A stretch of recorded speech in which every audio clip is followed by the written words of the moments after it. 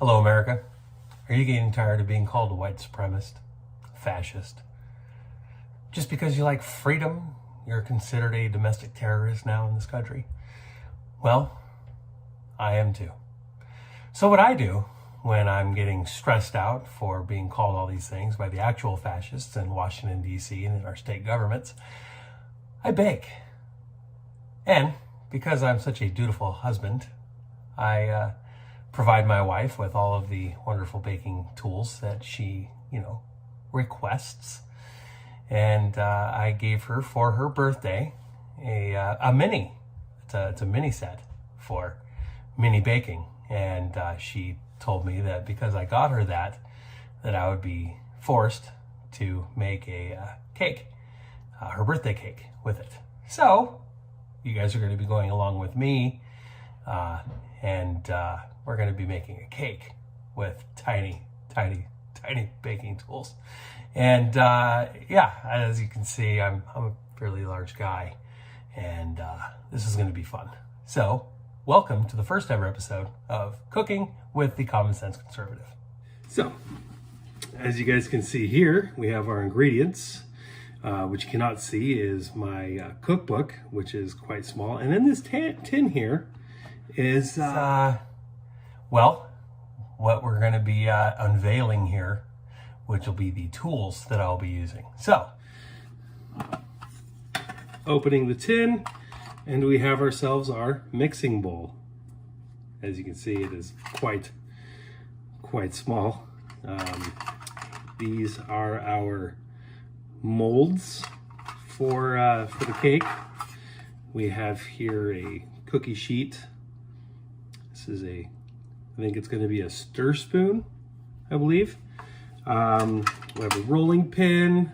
Don't believe we're going to be needing that. Here's a cake tin.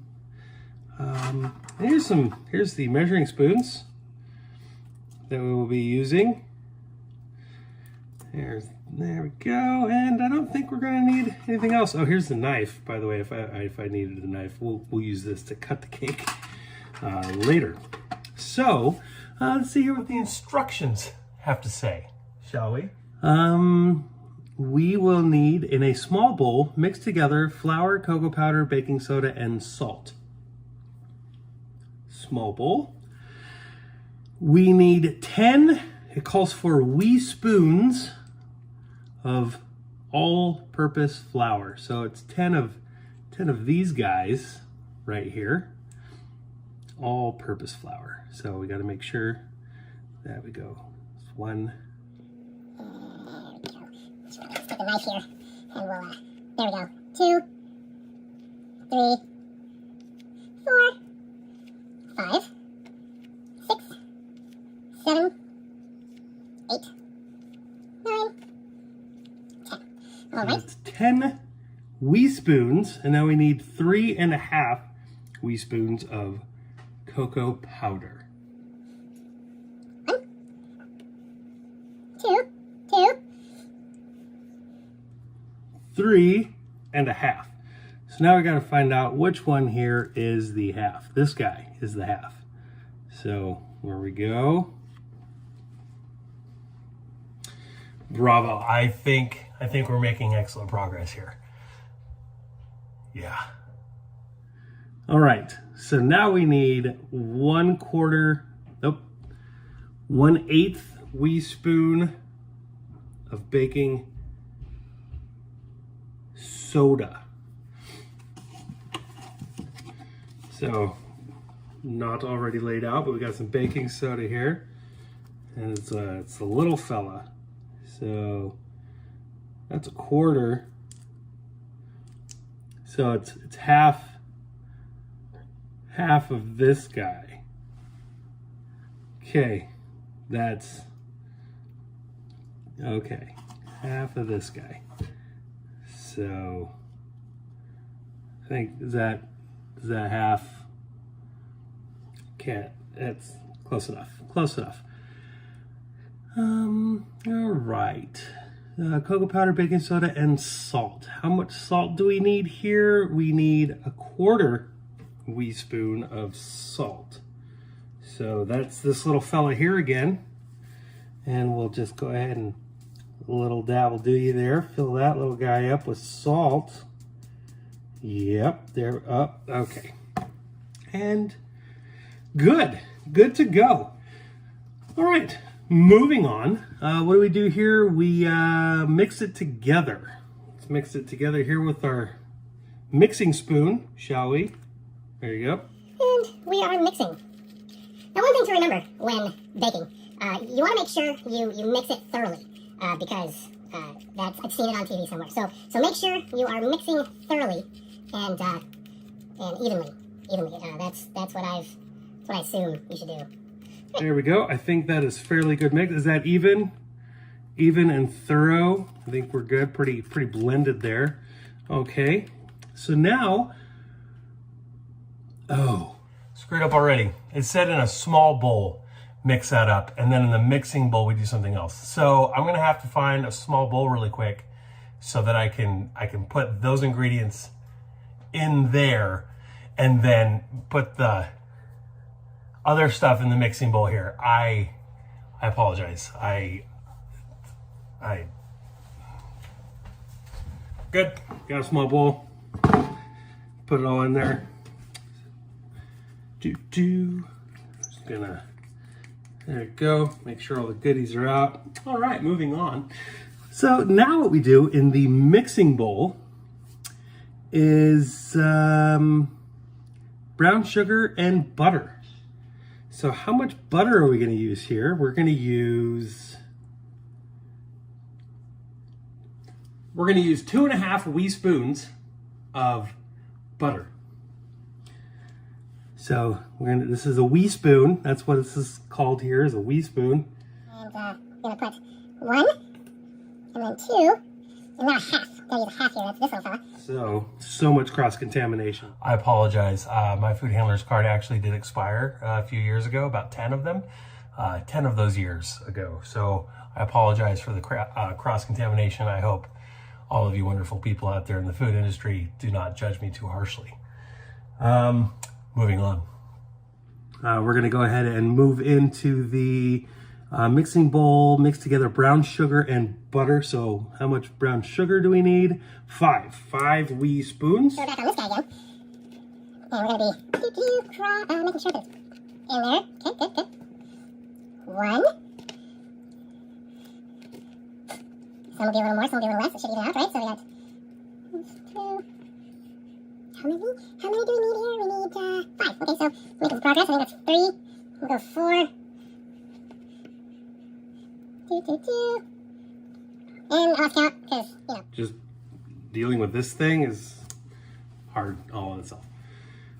Okay. So now we mix these. Mix in the brown sugar and the butter. Alright, I think that's pretty good. It's all fairly moist. Yep. The only thing making it better would be mayonnaise, right? No, right. Alright, now we throw in a little bit of egg, and then we stir in the flavoring, and we don't do that. No, that's how it starts. We're gonna wing a little bit here. Okay. 1.5 wee spoons of egg. Now, if anybody's ever played with eggs before, you understand fully that it's going to be very difficult to get a wee spoon filled with egg. Let's do this. And 50. Oh, hey, there we go. 1 wee spoon of egg, and a half. Nope. Close enough. There we go. So, see if we can get a little bit more in there, because they were not. There we go. Good. Mix those up.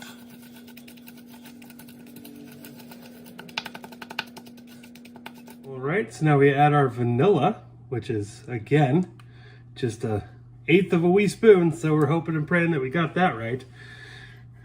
Because, you know, it's tiny. It's so tiny. Mixing it all up here real good. Mixing it up. And, now we stir in our flour mixture until it's good and combined. So this is super fun, happy time, because it's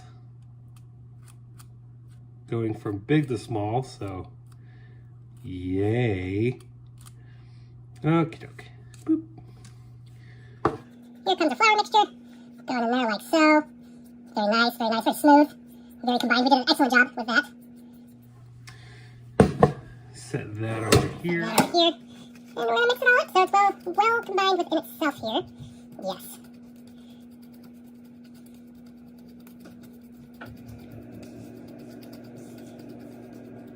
And it says after it is well combined, we want to stir in some milk.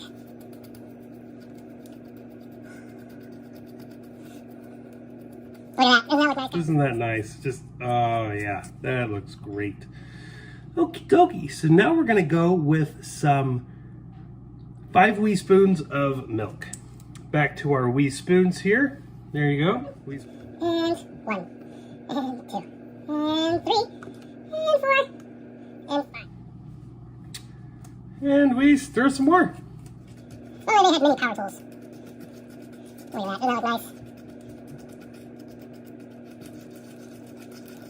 That is some nice batter.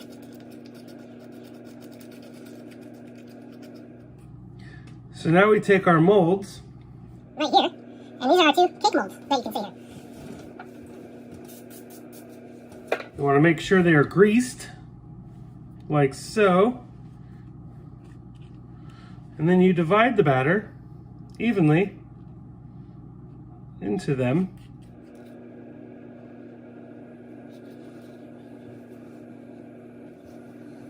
Make sure the oven is good.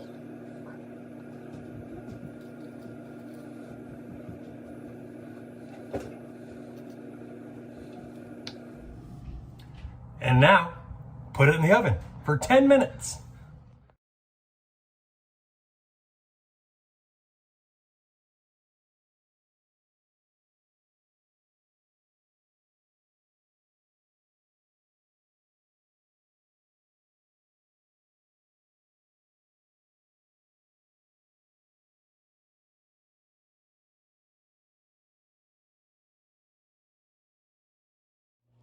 All right, guys, just pulled them out of the oven. Check this out. All right, guys, so I have pulled the cakes out of the oven there. And now I also made some homemade frosting. So let's go ahead and remove our finished product. Look at that. Look at that. Look how beautiful that is. Do you get, oh, just look at it. Beautiful. Beautiful cakes, beautiful cakes. And we will take our little spatula knife here and we will go ahead and layer one of these guys here. There we go, look at that. Oh yeah, it's nice, it's nice. And I think that's good, it's good. And then we're gonna go ahead and, oh no! Broke. Here, I'm going to do it this way so nobody knows. Here we go. Look at that. Looks beautiful. Looks beautiful. And we're going to take some of our homemade frosting here and just top it off. It's beautiful.